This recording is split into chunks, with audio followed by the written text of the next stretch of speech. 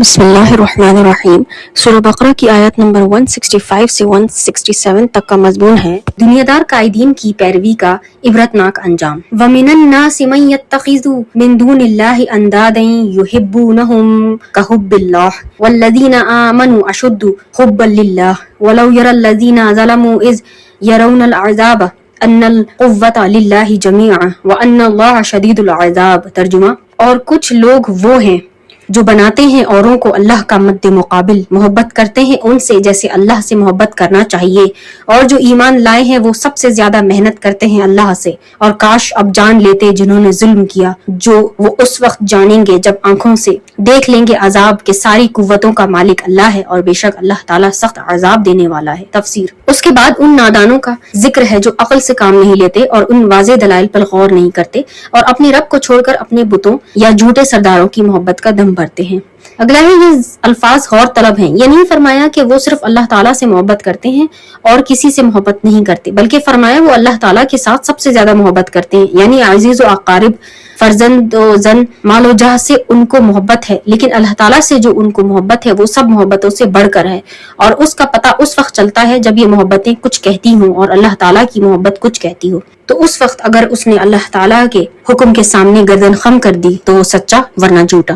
صوفیہ کرام نے امداد کی تفسیر یہ فرمائی ہے، ہر وہ چیز جو انسان کو اللہ تعالیٰ کی یاد سے غافل کر دے اور اس کے احکام کی تعمیل سے روک دے وہ انداد سے ہے، وہ بت ہوں، گمراہ رئیس ہوں، مال و دولت ہو، فرزند و زن ہو یا علم و فن، ہر چیز جو اللہ تعالیٰ سے دور کرنے والی ہو وہ ند ہے اور پاش پاش کر دینے کے لائق۔ حضور نبی کریم صلی اللہ علیہ وسلم سے ہمیں جو عشق و عقیدت ہے اور اولیاء کرام سے ہمیں جو محبت ہے وہ صرف اس لیے ہی تو ہے کہ وہ محبوبان خدا ہے، اور محبوب کا محبوب بھی محبوب ہوا کرتا ہے۔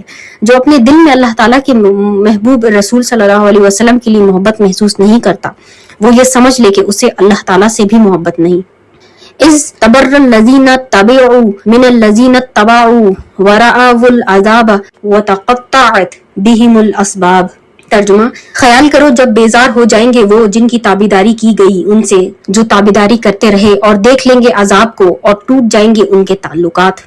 وَقَالَ الَّذِينَ اتَّبَعُوا لَوْ أَنَّ لَنَا كَرَّةً فَنَتَبَرَّأَ مِنْهُمْ كَمَا تَبَرَّؤُوا مِنَّا كَذَلِكَ يُرِيهِمُ اللَّهُ أَعْمَالَهُمْ حَسَرَاتٍ عَلَيْهِمْ وَمَا هُمْ بِخَارِجِينَ مِنَ النَّارِ۔ ترجمہ، اور کہیں گے تابعداری کرنے والے، کاش ہمیں لوٹ کر جانا ہوتا دنیا میں تو ہم بھی بیزار ہو جاتے ان سے جیسے وہ آج بیزار ہو گئے ہیں ہم سے۔ یوں دکھائے گا انہیں اللہ تعالیٰ ان کے برے اعمال کے باعث پشیمانی ہوں گے ان کے لیے، اور وہ کسی صورت میں نہ نکل پائیں گے آگ کے عذاب سے۔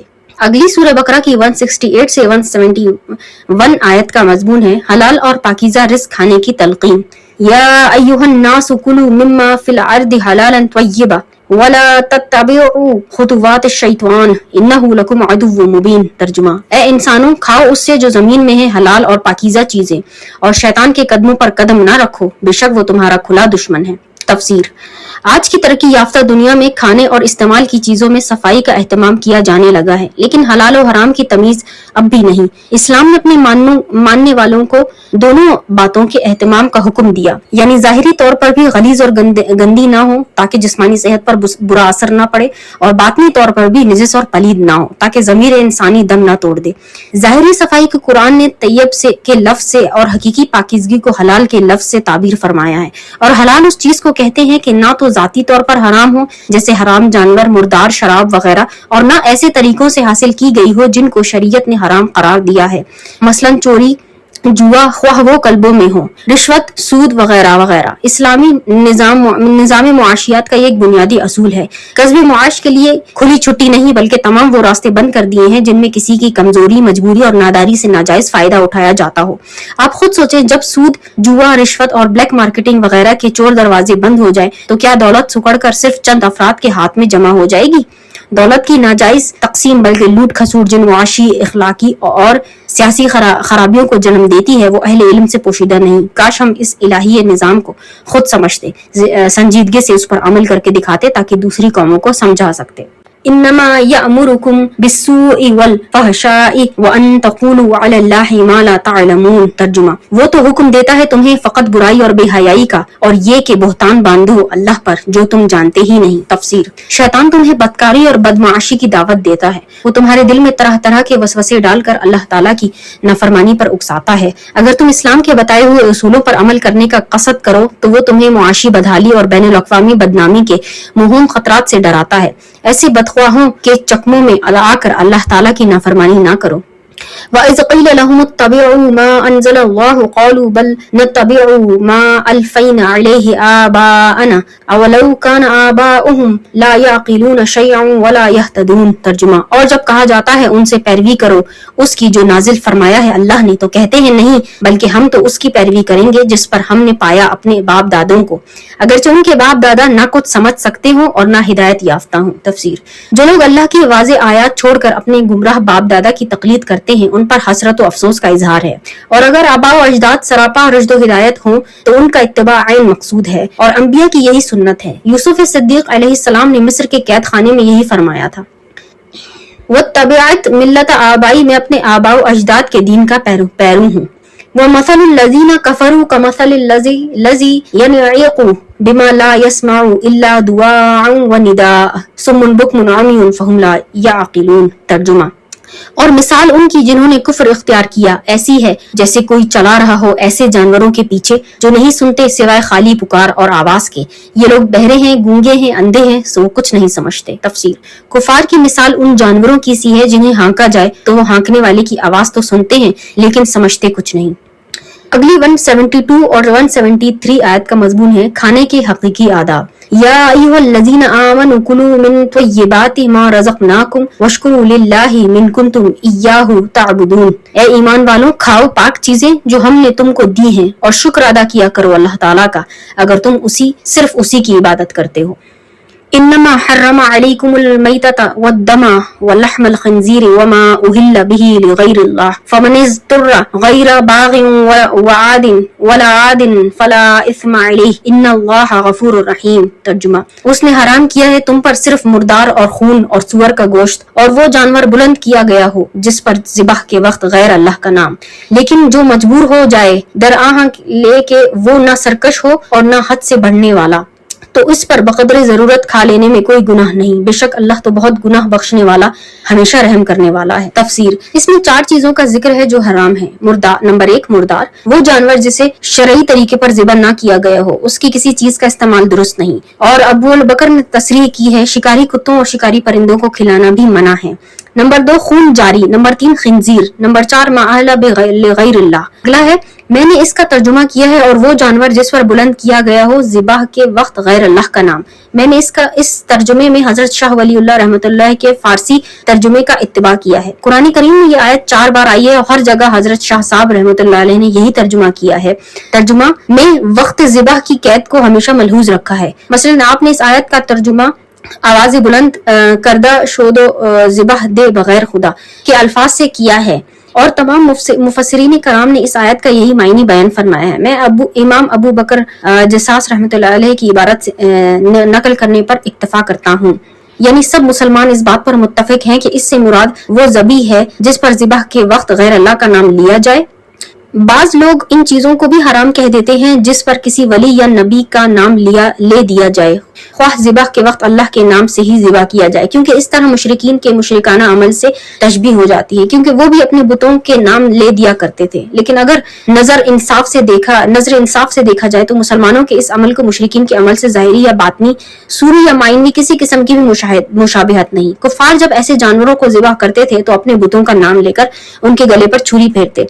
لات اور عزیٰ کے نام سے ہم ذبح کرتے ہیں، اور مسلمان ذبح کرتے وقت اللہ تعالیٰ کے نام کے سوا کسی کا نام لینا گوارا ہی نہیں کرتے، اس لیے ظاہری مشابہت نہ ہوئی۔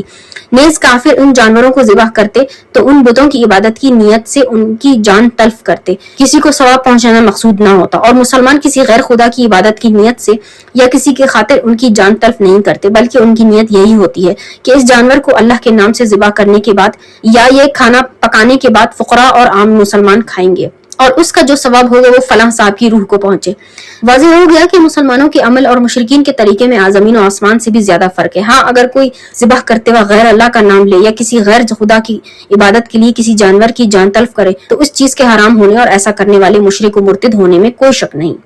اگر مقصد صرف ایصال ثواب ہو، جیسے ہر کلمہ گو کا مقصد ہوا کرتا ہے، تو اس کو طرح کی تعویلات سے حرام کہنا اور مسلمانوں پر شرک کا فتویٰ دیتے چلے جانا کسی عالم کو زیب نہیں دیتا۔ مفصل بحث سورۃ النحل کی آیت 115 کے ضمن میں ملاحظہ فرمائیے۔ اگلا ہے، یعنی اگر کوئی شخص مجبور ہو جائے اور اس کی زندگی خطرے میں پڑ جائے تو ان حرام چیزوں سے وہ بقدر ضرورت استعمال کر سکتا ہے۔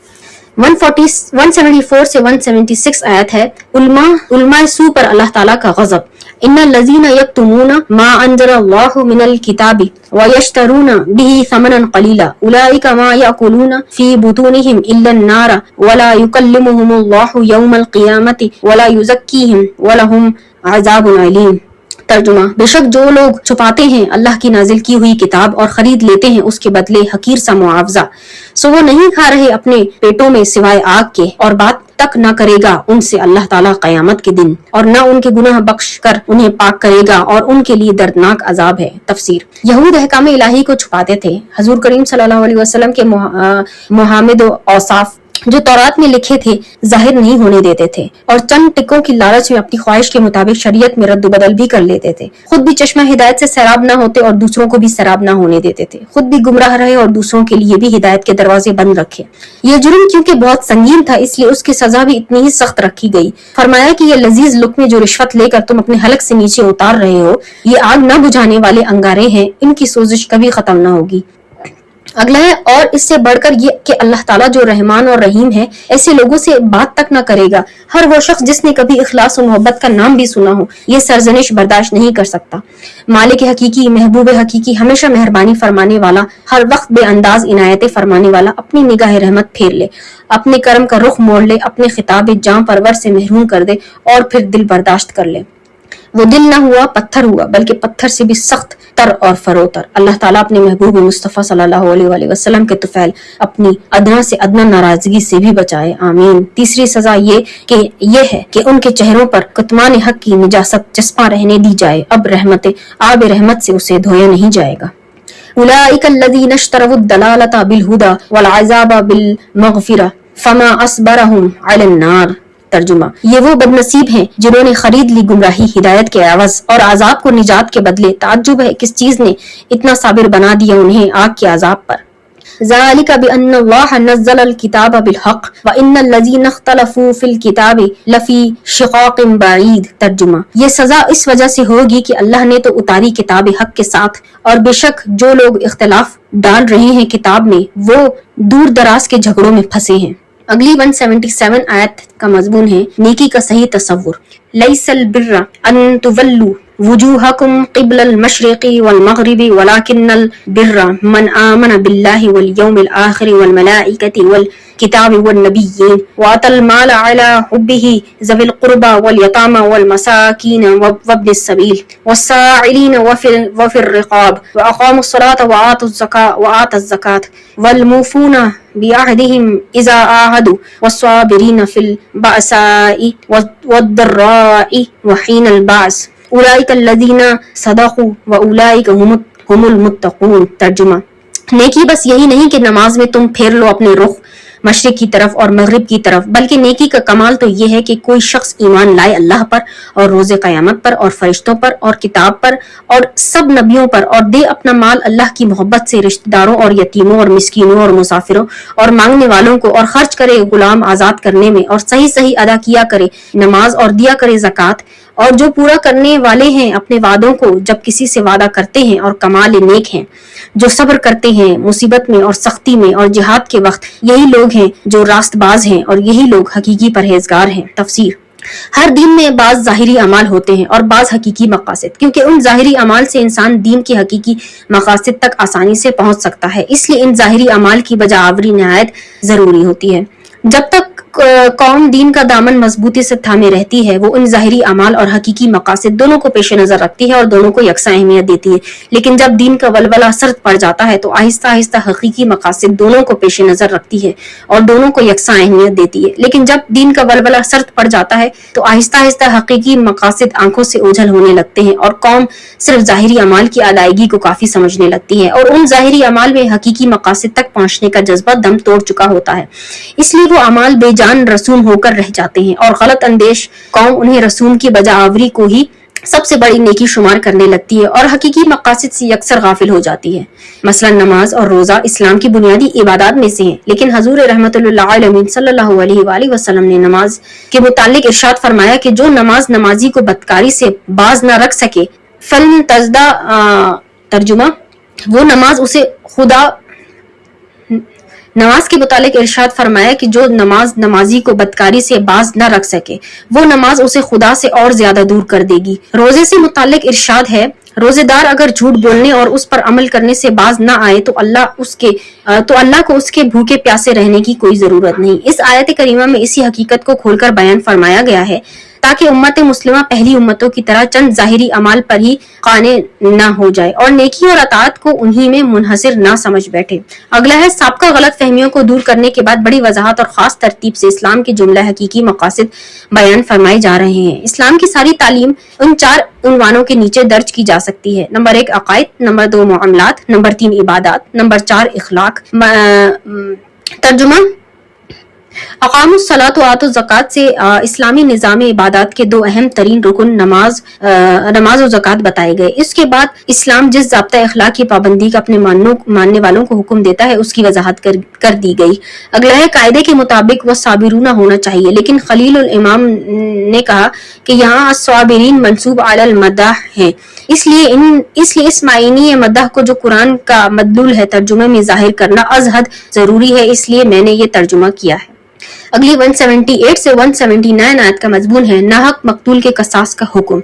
یا ایھا الذین آمنوا کتب علیکم القصاص فی القتل الحر بالحر والعبد بالعبد والانثى بالانثى فمن عفی له من اخیہ شیء فاتباع بالمعروف واداء الیہ بإحسان ذلک تخفیف من ربکم ورحمہ فمن اعتدى بعد ذلک فَلَهُ عَذَابٌ علیم۔ ترجمہ اے ایمان والو، فرض کیا گیا ہے تم پر قصاص جو ناحق مارے جائیں، آزاد کے بدلے آزاد اور غلام کے بدلے غلام اور عورت کے بدلے عورت، پس جس کو معاف کیا جائے اس کے بھائی مقتول کے وارث کی طرف سے کچھ چیز تو چاہیے کہ طلب کرے مقتول کا وارث خون بہا دستور کے مطابق، اور قاتل کو چاہیے کہ اسے ادا کرے اچھی طرح، یہ رعایت ہے تمہارے رب کی طرف سے اور رحمت ہے، تو جس نے زیادتی کی اس کے بعد تو اس کے لیے دردناک عذاب ہے۔ تفسیر اسلام سے پہلے عرب میں دستور تھا کہ اگر طاقتور قبیلے کا کوئی شخص قتل کر دیا جاتا وہ صرف قاتل کے قتل پر اکتفا نہ کرتے